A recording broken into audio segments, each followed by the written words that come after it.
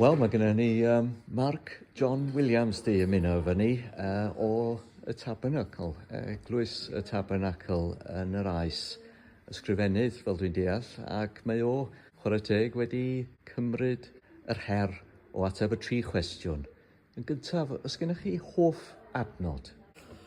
Adnod sydd yn agos iawn yng nghalon ni, adnod fel mae'n digwydd sydd ar y fedd y nain a taid, ar y hen nain a hen taid o'r gwynfydau.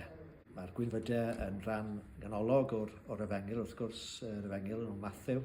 Gwyn ei byd, y rhai pyr o galon, canys hwy a welant Dduw. Ac pan wi'n meddwl am y fagwraeth ges i a berthynas agos rhwng y nain a taid, oedd sicr hynny'n wir amdano'n twy, oedd yn pyr o galon, ac dwi'n ceisio adlewyrchu y cariad oedd yn amlwg yn eu bywydau nhw yn fy mywyd i. Arbennig. Wel, diolch yn fawr i chi am sôn am y cefndir hefyd. Beth am hoff Emyn? Oes gennych chi hoff Emyn? Mae hwnna'n anoddach i'w ateb. Byddai'r ateb i'r cwestiwn yma yn newid yn wythnosol, os nad yn ddyddiol. Mae'n dibynnu ar sefyllfa y byd, wrth gwrs.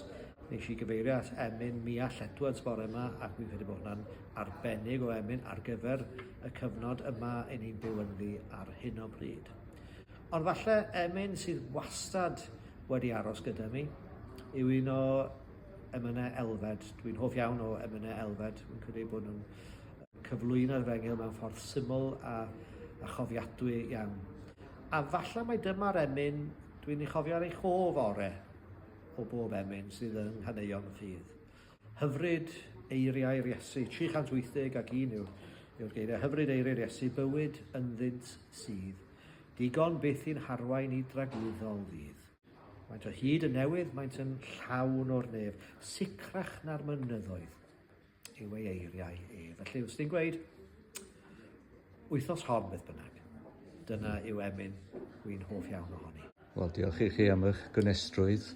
Wrth gwrs, mae pethau'n newid mewn bywyd, a hefyd yr hyn mae rhywun yn ei hoffi yn gallu newid hefyd.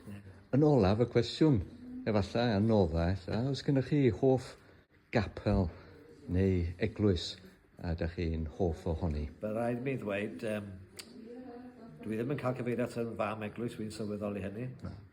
Ond ar ôl dod i Caerdydd, nes i benderfynu yn wreiddiol, byddwn ni'n mynd i mwy nag un man addoliad, o teulu'n fam yn fydyddwyr, teulu'n had yn eglwyswyr.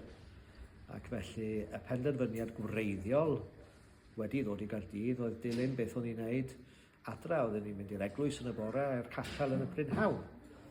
A dyna oedd y bwriad yng Nghaerdydd. Ar Sul gyntaf i mi dreulio mis Medi 1993, wy'n credu oedd y dyddiad.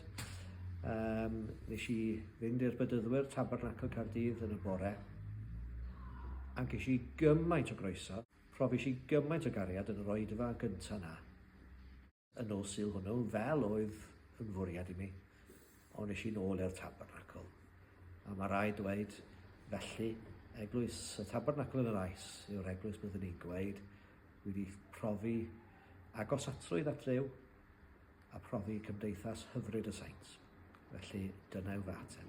Wel, diolch i chi am fod mor barod i ateb y cwestiynau heriol yma. Ac diolch y galon, fi wedi mwynhau y sgwrs yn fawr. Diolch yn fawr, diolch yn fawr ti.